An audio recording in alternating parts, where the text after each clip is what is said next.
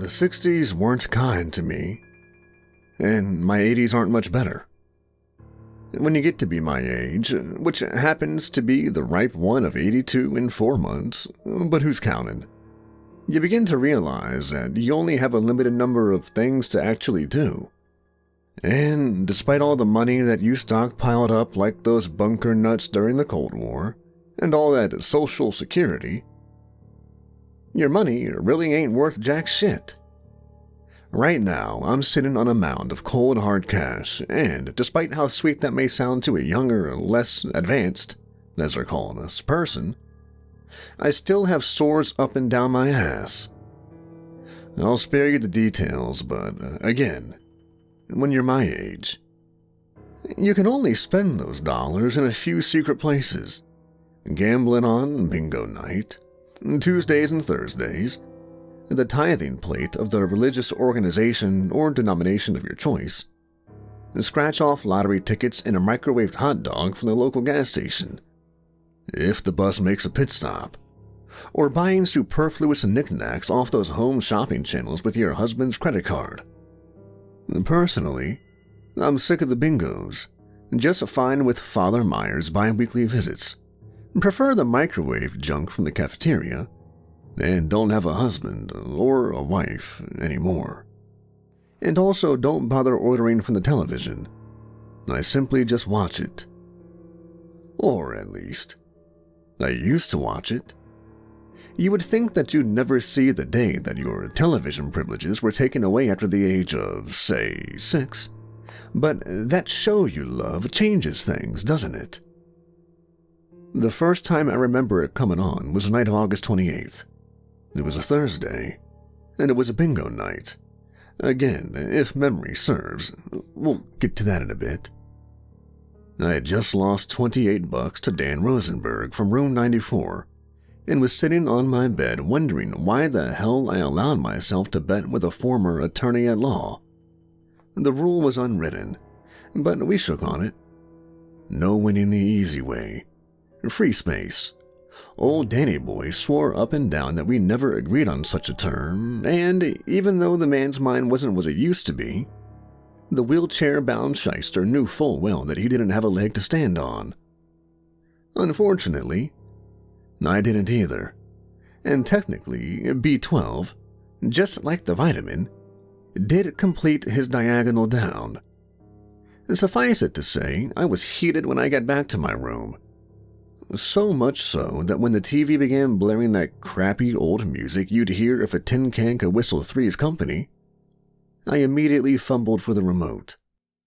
The set itself is, and was ancient by today's standards, a CRT boob tube that would zap you if you tapped the screen, complete with rabbit ears so tall, you'd think you were seeing the friggin' Easter Bunny in late summertime.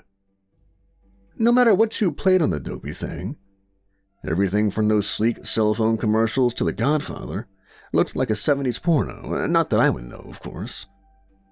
I was about to shut the hunk of junk off when the face of a gorgeous young woman, at least young to me, probably in her late 30s, caught my eye, and then the rest of her. She was folding the laundry and whistling something I couldn't quite make out. And as the machine beneath her leaning tower of clothes wobbled and shook a fresh load, the one on top of it did the same before the upper 6-odd shirts and blouses tumbled to the floor. I chuckled to myself as the laugh track played and I leaned back onto my pillow. Being a somewhat easy man to entertain, especially considering these days, I only watch the news and traffic reports, knowing full well my license is well past expired, mind ya. I crossed my legs and turned up the volume. She was whistling Sharp Dressed Man by ZZ Top, a song choice that slowly began to make sense as soon as a casually dressed one, presumably her husband, entered the room in his boxer briefs. In one hand, he held a toothbrush that danced around between his lips. The other was empty, and he used it to slap the woman on the ass. I hate to date myself more than I already have, but back in my day, Lucy and Ricky slept in separate beds till 55, and then the Flintstones did it, and then, if a cartoon could, the rest would. And they did. Point being, watching a woman's ass get slapped on national TV was something I never dreamed of seeing all those years of staring at reruns of Lash Laura. But an old boy can dream, can't he? Apparently I must have been, because the next thing I knew, I was seated upright with a pool of drool in my lap, staining my own boxers with saliva. "How do we sleep tonight, Mr. Benson?" The youthful voice of my nurse rang out and interrupted my thoughts. I couldn't see her, but if it were a day that ended in Y, she was stirring my crushed-up pills into a cup of applesauce. I thought about her question, and my lips parted into a grin. "Who's this we, Jessica? Because I slept like a baby." "That makes one of us," she said, puffing up my pillow and handing me the cup. "You still in that honors class?" She shook her head, turning down the television. I watched as the toothpaste commercial ended, and That Show You Love started up again. "I am, but, well, not for long," she said, setting the remote on the nightstand with a little clack. The show was mid-episode, it seemed, and the wifely woman, her hair bunched up from bedhead, was kissing her husband goodbye as he lifted a briefcase and straightened his tie. Typical Americana. My eyes then snapped back to Nurse Jessica, back to reality, and there was the faintest look on her face that, maybe, Old Man Benson was finally losing it. You shouldn't quit so soon. It's only been a week." "A terrible week, Mr. Benson," she said as she approached me. "But don't you worry about that. I'll be fine." The woman on the TV over her shoulder was brushing her teeth in her pajamas now, the shower beside her running hot water as evident by the fog coating the mirror glass. She dropped the brush, and it tumbled into the sink. I couldn't help but smirk at the slapstick and envision the Stooges doing the same, a laugh track echoing inside my head as if on cue at the fumble. I then turned my still grinning gaze back to Jessica. "I know you will," I said, as she took my expression as a sign of goodwill. "Good." Nurse Jessica cleared her throat. "As for you, Mr. Benson," she began, but that's as much as I heard. Behind her, the woman on the boxed-in screen had taken off her pajama shirt, likely an oversized t-shirt of her husband's. She then began to pull the plush pajama pants down to her ankles, and clear as day, despite my cataracts, I could see her pale white ass and breasts in the mirror. "And that means a minimum of 8 hours of sleep," Jessica continued. I grabbed the remote she had placed onto the nearby nightstand and clicked the TV off in a scramble. She spun around, looking at her own reflection in the window, lit black void, and then turned back to me on her heel. I can't get 8 hours with the set on." The nurse wagged her head and continued. I didn't hear a word of it. When Jessica finally left, which was after a grueling 15 more minutes, that felt more like 4 hours, I lifted the remote from my lap and pressed my thumb to the little red button. The woman appeared on the screen again, only now she was fully clothed and standing in the kitchen, her hair still wet from the shower. Nearby, a television of her own was playing, though it was far nicer than the quite literal boob tube that stood before me. I turned it up. "That's what I said," a woman's voice faded in. "But you know he didn't listen." I knew right away it wasn't the showered woman's voice. Hers was too busy laughing at the voice coming from her flat-screen's TV. They were both in their respective kitchens, cutting some kind of leafy green on a chopping board. She was watching a cooking show. "I told him that," the woman on the cooking show continued.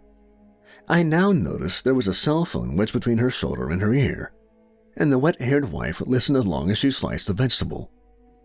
This went on for a good 20 minutes or so, until again, I fell asleep. When I finally opened my crusted-over eyes, Nurse Jessica was standing over me with the dinner plate. It was dark outside the window just to the left of the TV, and on its screen, The woman and her husband were watching something themselves, though the angle was on them, and I couldn't see what it was. "Got your 8 hours in, Mr. Benson?" Jessica asked with a grin, setting the plate on the little swiveling tray before me, meatloaf and corn. "Well, what time is it?" I groaned, sitting up a little. 8:30. That's 9 hours today. A new record. Jessica shook her head as she salted the meatloaf. I didn't need my sodium after all. "If all I did was watch this all day," she said, her eyes lifting to the image of the couple on the couch, "I'd sleep for 9 hours too, Mr. Benson." She wished me a good night, and as soon as she shut the door, I turned up the volume, which she had the liberty of turning down, though there wasn't much to listen to. It was some kind of show that they were watching. None of the voices in it sounded familiar, but it sure kept their attention. I watched on as I forked down the meatloaf, avoiding that pesky yellow corn, until the couple stood and clicked off the program and made their way off screen. There was a good 20 seconds where I simply stared at the empty living room. At first, I thought the cable box might have given out, or maybe there was a glitch. But before I had time to do anything about it, which wouldn't have been much, a new shot appeared. It was of their apparent bedroom, and Mrs. Whatever her name was waltzing through the doorway seductively in some kind of lingerie. Her husband, in his boxers again, sat on the edge of the bed before standing up and approaching her.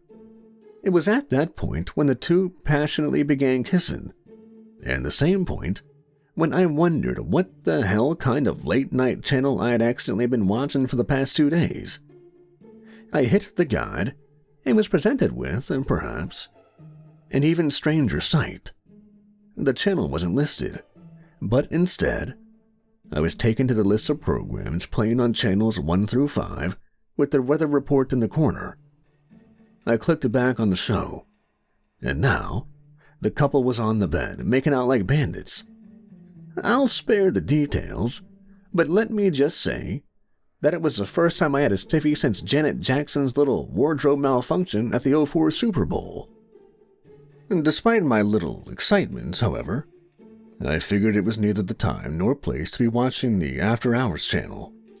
Much like when Mom would catch Harry and I on the living room rug watching The Twilight Zone, instead of Captain Kangaroo when he was 6. God forbid that Snoop Dan Rosenberg should point his little pointy nose through the crack in my door and see me watching this, not to mention Nurse Jessica. So I turned off That Show You Love, shook my head, and leaned back onto my pillow. The image of the couple never left me that night, and I couldn't fully tell if what I was feeling was a bit of libido, a bit of the creeps, or something in between. Regardless of my feelings, however, the show had me hook, line, and sinker. I didn't even know the characters' names or any of the plot, but still I felt compelled to watch it. It was that slice of life bullshit that Amy always loved. Of course, minus the gratuitous sex. It truly was That Show You Love. That show that I now loved. After indecisively rolling back and forth beneath the covers, I grabbed the remote between my legs and clicked the little red button again. Immediately, my finger dashed to the volume control, pressing it until the number in the upper right-hand corner virtually became 0. But the effort was of little need. The couple was asleep, and not a sound emanated from the television other than the white noise that scratched my ears. I stared on like a voyeuristic swine for a good 3 confused minutes, until I myself drifted off into dreamland. When I came to, again with a streak of spit along my chin, Nurse Jessica was hoisting me up and onto the bus. It was Saturday, which meant activity day, and for a group of geezers that could barely walk, not to mention sit up straight, the outings usually included bowling, if we were feeling frisky, the local indoor shopping mall, and by mall I mean food court, or the grocery store. You wouldn't think that putting a box of Raisin Bran into a wheeled steel cage would classify as a fun Saturday outing, but the alternative, watching The Price of Right for 8 hours straight while thinking about all the grandkids you comparatively didn't have, paled in comparison. Before Jessica escorted me to the bus, though, in that half-awake, half-asleep twilight that a yawn usually snaps you right out of, I watched as the woman on That Show You Love kissed her husband goodbye. Only this time, she was leaving the house in a bright yellow blouse and a purse hung from her shoulder. The next shot, which looked to be about the same from the intro of the show with that jolly jingle, was of the house itself as the woman shut the front door and strut to her car. As the shot slowly widened, the stark white mailbox drifted into view, reading plainly, Johnson. Finally, I thought. I have a name. I continued thinking about the show all the way to the mall, and when we had finished eating in the food court, many of us, especially Fat Joe as we called him, got the hankering for the supermarket. So we went, at least the bus went, and as it pulled up, like a shot out of the Night of the Living Dead, we shuffled into the fluorescent gleam of aisles upon aisles of processed junk food. Heaven for those of us that weren't quite there yet. As I spun my cart into aisle 3 to grab myself a handful of cheesy puffs in that 10-gallon drum, my feet squeaked to a stop faster than my brain ever could have. Standing at the end of the aisle and reaching for a jar of peanut butter on her toes was the woman from That Show You Love, that same wifely woman. Of the few times I had seen it, I had never suspected that the show to be that of a local broadcast, not to mention that members of the cast were actually residents of Des Plaines, Illinois. I had never met anyone famous in my life up to that point, and maybe besides sharing a connecting flight with one of the members of Frankie Valli's Four Seasons. And because of that, I had also never felt that, as I call it, a butterflies feeling. That feeling when you get starstruck. While my stomach wasn't exactly fluttering at that moment in time, it was in some manner a bit uneasy, and it probably wasn't the food court either. I couldn't help my cold feet as I approached her, but maybe due to the intimacy I had seen her in on screen, I felt somewhat comfortable tapping the stranger on the shoulder with my brittle fingers. She spun around, clutching the last jar, and I extended a warm smile. Hello, young lady, I said, nodding my head. She was more stunning in person. Hello, she replied, mirroring my gesture. We stood silently as the hum of the overhead speakers played some kind of saxophone crap. I cleared my throat, but before I could speak, she continued. Were you looking for this, sir? I followed her eyes down to the peanut butter. No, ma'am. She nodded silently at me. For a starlet, she was rather shy. I just wanted to say I'm a big fan.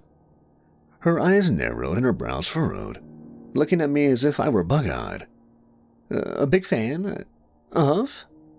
I chuckled. Your show. The woman's smile faded from her cheeks, and she continued to shake her noggin. I'm sorry, sir. You must have the wrong woman. You don't have to be coy, I said, raising a hand, realizing her in-person modesty.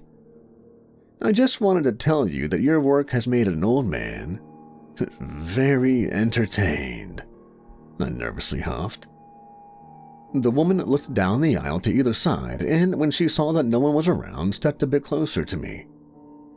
What work? Now my smile was gone too, and my voice deepened. You play Mrs. Johnson on That Show You Love. The woman's face drained of all of its color, and her cheeks hollowed out. She just stared at me for a good 30 seconds in that aisle, a jar of peanut butter close to bursting between her fingers. Mister, she finally said in a hushed, low tone. I am Mrs. Johnson. I licked at my lips and started to shake my head. But you're... She stopped me. I'm not on TV. We stood silently across from one another until she set the jar back on the shelf and paced down the aisle, occasionally looking over her cold shoulder at me, until she disappeared behind a wall of marshmallow bags. Then it hit me in her absence. She had been wearing the same yellow blouse and shoulder-hung purse from this morning's episode. Perhaps I was living in an episode of my own. That night I simply stared at the black void screen of the television set, never once turning it on. I couldn't sleep, even despite the warm milk Nurse Jessica had given me. I was chilled to the brittle bone. Eventually, when the darkness outside faded into the glow of an orange-yellow sunrise through the curtains, I mustered up the strength to press, once again, that little red button. The button my finger had been resting on all night, but was too timid to dare push. The TV flashed on. I had winced in expectation to see the woman and her husband, perhaps in bed or making an early breakfast. Instead, the shot was of their bedroom, yes, but on top of their covers, as opposed to the couple being under them, were two thick suitcases. Mr. Johnson, as he might have been called, was continually looking around the house, back and forth, and tossing clothes and neckties and black suit pants into the zippered bag. At times, he stared straight into the camera, which was apparently, and in some way, hidden from his view. Mrs. Johnson, indeed the woman I had seen in that aisle at the grocer, was frantically yelling something at him. I cautiously turned up the volume. "I just don't know how it's possible, honey," her husband said, flailing his arms. "I looked all night, couldn't find a single one." "I know what he said. It's completely crazy, but how the hell did he know?" "He's probably just an old pervert," her husband replied, shoving something into a bag. "I think I'll give that Sunny Gardens a call. That's what it said on the bus, right?" "Right." "Oh shit," I thought to myself. And that shit, which proverbially hit the fan that night, came in the form of that single solitary word that none of us wants to hear at Sunny Gardens, not even Dan Rosenberg next door. No, not even him. It was a word that meant those funny looks in the lobby, the extra pills to swallow, and the rigid visitation rights. Not that anyone was visiting me anyways. Dementia. "It's just a precaution," Nurse Jessica said as she crushed the new medication into my applesauce, stirring it alongside the others. She probably thought I was crazy just like everyone else. Not only for the phone call that the home had anonymously received about a certain old man and a stained wife-beater, but also because I had requested her to close the curtains and keep them shut, even during the day. The sunlight would still bleed into the room, but without the glow of the TV, whose remote was now hidden from me, the only other source of light was that of the lamp on the nightstand.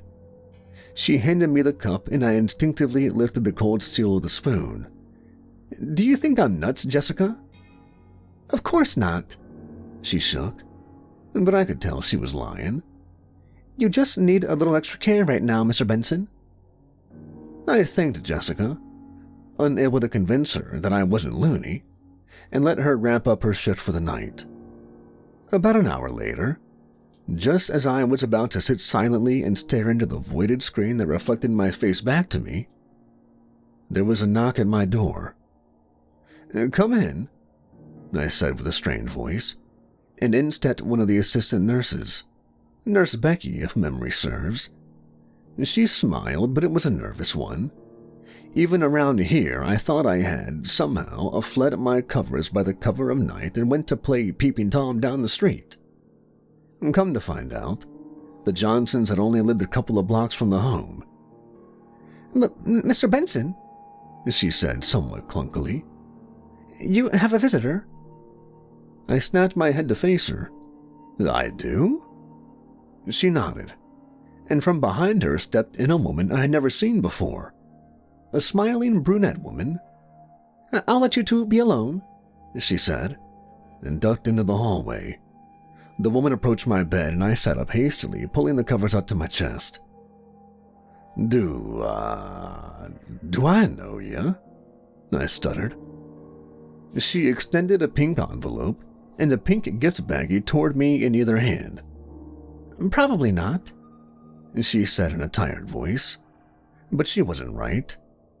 Though I had never met this woman, that voice of hers sounded eerily familiar. As I watched her hands tremble, still upholding the gifts, suddenly it clicked. She was the woman on Mrs. Johnson's TV in her kitchen. I had done a lot of cheap dope in my heyday, but this was way worse. "Wait," I said gruffly. Don't you run a cooking show?" She shook her head and then shook the gifts in her hands. I took the card and unwrapped it. It was one of those get-well-soon ones with a little puppy on the front, a thermometer in its mouth. I looked at the woman as I opened it and could see in the lamplight that she must have been recently crying. Her eyes were sunken and puffy red. Inside the card, written in black ink, was a note. It read rather bluntly, "Stop looking through windows, Roger." The woman then set the baggie on my lap and without another word left the room. I sat in silence for a moment. The opened card still in my hands, and then placed the card on my stomach and lifted the little baggie, opening it. Inside, there was a television remote wrapped in a newspaper, another television remote, strikingly similar to the one the home had hidden from me. I aimed it at the box and pressed the same colored red button. That show you love, rather, that show I once loved, came on, and on screen was a different sight. A different house entirely, as a matter of fact. Seated at a desk and punching something into a laptop was a young woman with long, wet, jet black hair. I immediately clicked the set off again with a quivering hand. I didn't even need to see her face to know who it was. It was Nurse Jessica. I still haven't told her. See, that newspaper that wrapped the remote in the baggie? It wasn't only there for fluff's sake. Come to find out, on the page stamped with the number 16 at the very tip-top with all the other classifieds was an advertisement for a modest suburban home, one that looked all too familiar. But that wasn't all. On the back page at the very bottom were 2 "Have You Seen Me" bulletins. I think you can figure out whose faces were in those pictures. I keep my curtains drawn even now, unless I've wanted to be curtains for me too. If the woman who had stood in this very room that night, holding that card and baggie in her hands, had been watching Mrs. Johnson, and I had been watching her, then who the hell has been watching me? I got that answer last night. I was up in bed and reading an Agatha Christie novel, all I can do now without the company of the boob tube, not that I want it anymore, when there was a knocking at my door. It was Nurse Jessica, just as I had every time since I saw her black locks on that damn screen. I winced and curbed that reaction into a smile. "Mr. Benson?" "Yes, Jess?" She smiled and extended an envelope. "Looks like someone's a very popular person here at Sunny Gardens." If only she knew. I forced a smile and took it from her. She bid me good night and I did the same, ever so desperately waiting for her to leave. When she finally did, I tore it open, and this is what was written inside on a sheet of white paper. "Dear Mr. Benson, you don't know me, but I'd like to think that I know you. Call me your secret admirer, although I'm not so secret anymore. You have given me a lot of joy these past few weeks. When you got that unsightly boner in your bed, I laughed just about as hard as I did when I first watched Blazing Saddles on Turner Classics. My father passed away back in June, and he and I used to watch that channel all the time before I found this one. I'd like to think that your presence with me day and night has been something of a comfort in these trying times of mine. You remind me of my father. I noticed that there is a lump on your lower back on your right, my left, hand side. A marking that unfortunately reminds me of Dad's appointments of late. It's a shame that Jessica has never caught it, especially considering how hard she's been studying. I hope you'll tell her about it. Just don't tell her about the show. I miss the Johnsons, and I'm sure you do too. Sincerely yours, your biggest fan.